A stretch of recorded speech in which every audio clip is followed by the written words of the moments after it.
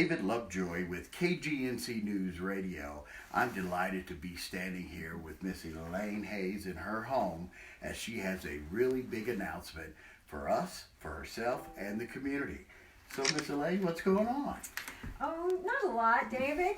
Just kind of small things for the week. Yes. But, we have been exploring and praying about possibly stepping in through a congressional run for our 13th district.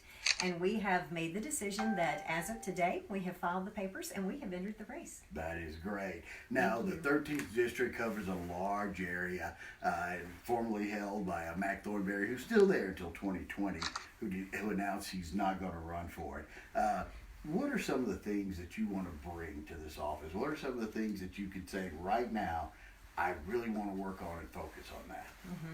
Well, several of the things that I hear voters talking about, they are concerned about just the attack on a lot of our freedoms, just the ability to believe for ourselves, think for ourselves, say what we want to, just the definite attacks that are on our First Amendment rights and also our Second Amendment concerns about things with our ability to still purchase guns. And so that is certainly, we are one of the most conservative districts. On some polling, we are the most conservative district in the entire country.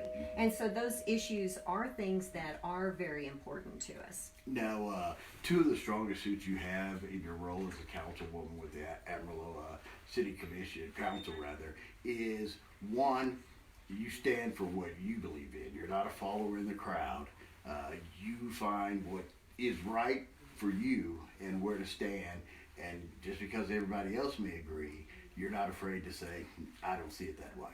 The other strong quality that you have, and it's due to your background, is finance. Finance, taxes, building wealth, creating wealth, and that type of thing. How is that going to serve you in D.C.? Now that is one of the biggest issues, that even just 5 years ago, our national debt was around 17 trillion, and today we're over 22, approaching 23 trillion. So we don't have a revenue problem in Washington, we have a spending problem. And it's kind of a catchy slogan, but it's the truth. And so that is definitely a priority. We have to stop deficit spending 1 year at a time. We keep digging a deeper hole each year, and that total debt just gets larger. From our federal government, we have to learn to make choices, set priorities, live within our means, and stop our deficit spending. Now, across the 13th district, there's veritable economic engines across it, from agriculture to defense spending, education, medical spending. In this area, how do you feel you'll have that arena about so many mass issues that face us here? Yeah, the perfect candidate, should know ag, be a farmer and rancher, needs to definitely know oil and gas, and medical issue is a huge issue, especially with the Texas Tech Vet School coming in and adding. We already have a very large medical presence here in our community, as well as all of the support we provide to the military through Pantex and Bell. So it is a wide range of issues and background knowledge you need to have. And one of the key things is not having to be a specialist in each of those, but to be a good listener, to be a good communicator, to take that information from our district, to find out those people and families that are involved in each of those. What are their priorities? What do they need for me to message and advocate for in Washington?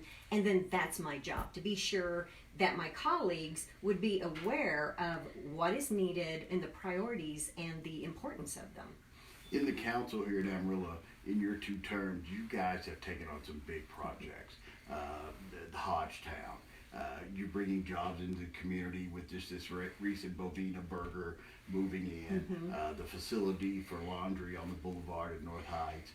So you're focusing and moving those jobs into areas of town and parts of our city that have been kind of down. With our country, we're still facing those same sort of issues. How would you tackle that situation?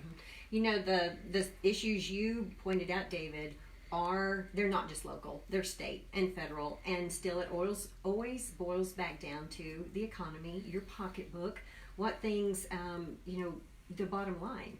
And so continued tax reform helps that, lower regulations, but jobs. So being able to improve our educational system helps our workforce become more skilled, improve their opportunities for higher paying jobs. And so those are some of the things that transition from local, state, and federal. Right. So what's the next step, Ms. Hayes?